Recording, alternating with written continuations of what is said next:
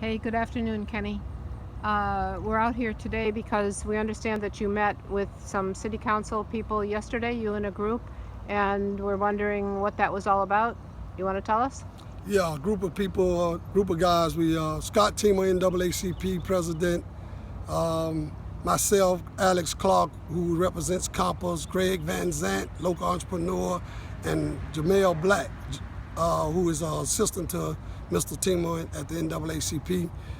We met to discuss our concerns with the city. We met with the mayor, Karen Alexander. We met with Lane Bailey, the city manager.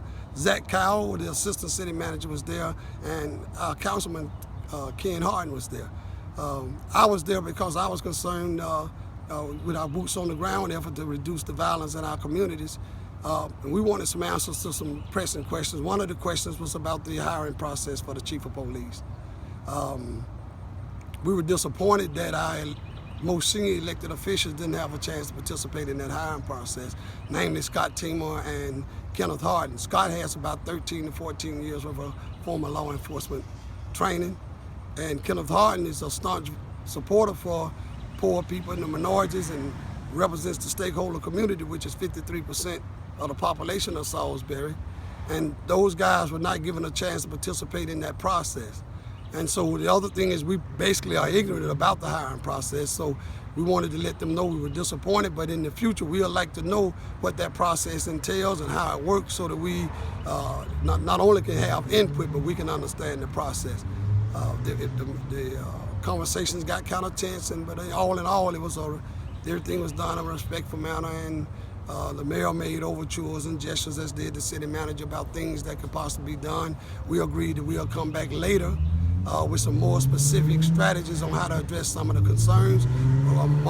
Other than the police chief hiring, my concern is that the city has refused to address the analysis of impediments to fair housing, which is the report that was put out and published in 2014. Nothing's been done about it.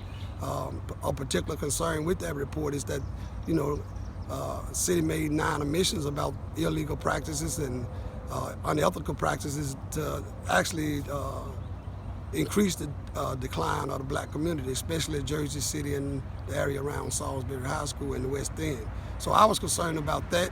We also voiced our displeasure with the fact that the $300,000 grant that they received for anti-gang activities, that money was diverted for other use. Nobody in the black community had any input on that.